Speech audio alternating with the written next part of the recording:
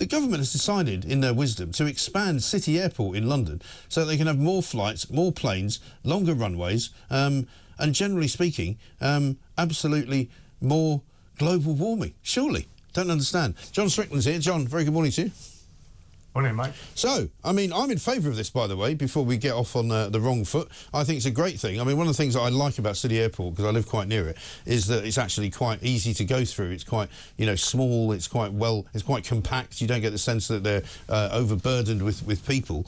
But basically now a decision has been made by Angela Rayner to back the expansion at London City, which means there's going to be more flights and more people going through it. I think 2.5 million more people per year.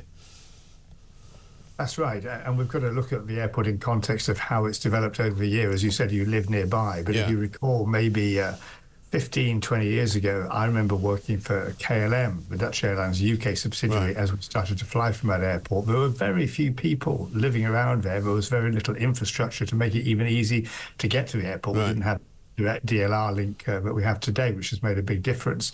And that's really important because it means that the airport in those days, it would be fair to say, was far more an inbound airport rather. Most of the travellers were coming in, they were business travellers coming in and going into the city in particular. It was really focused on those business clientele. Today, there is a whole community around the airport who use that airport, not only for business, but increasingly for their own leisure purposes. Of course, as the airport grows, that provides an enormous amount of employment to local people as well. You also said, you know, rightly, it's a great airport to go through. Its small size means things are so much easier, much less stress. So it's a really positive thing that additional capacity has been added. Yes, it's also the first airport, I think, in my experience anyway, in England, to go completely sort of, you know, what do you call it, liquid-free, if you like. You know, last time I flew up to Edinburgh from there, they were like, I was about to take all my stuff out of the bag, and they were like, no, it's fine, just put it through. You don't have to take the liquids out, which makes for a huge saving in time as well.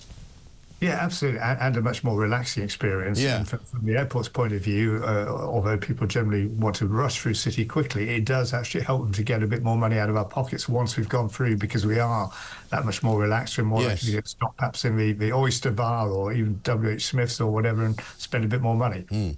Absolutely right. But here's the bit that I find slightly incongruous, right? And this is the government's attitude to expanding an airport while at the same time telling us that we have to go very green. And a spokesman for Rachel Reeves, the Chancellor, said this: the government is not opposed in principle to new or longer runways or to people flying more, provided proposals foster economic growth while meeting conditions regarding climate change obligations and noise and air pollution.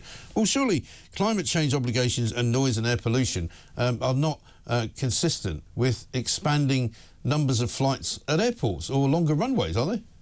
Well, of course, the industry has to own its responsibilities when it comes to the environment, but it's got to be looked at in the greater context, as you described there, the wider economic situation, as we mentioned about, you know, the community who lives around the airport, for whom jobs are created, for whom travel is facilitated.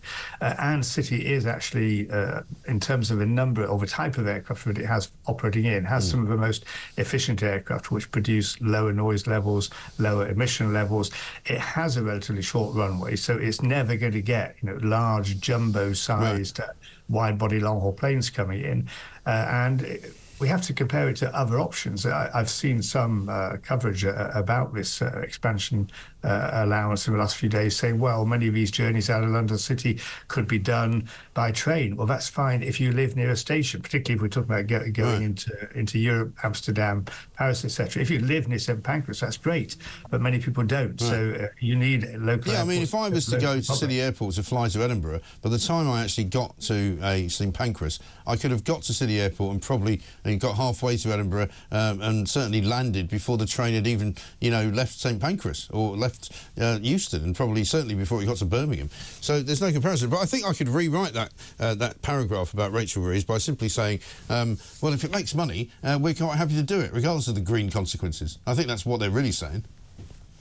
Well, I think, you know, every government, every set of management in the airline industry is focused on the challenge of sustainability, and Embraer, who actually manufactures the most common aircraft type used in and out of cities, got work going on new aircraft with new types of propulsion. But there's a lot of work going on. We've got to treat it seriously, but we don't have to stop. There is a risk, quite honestly, never mind London City specifically, but Europe could close down aviation entirely on the basis of the challenge of emissions.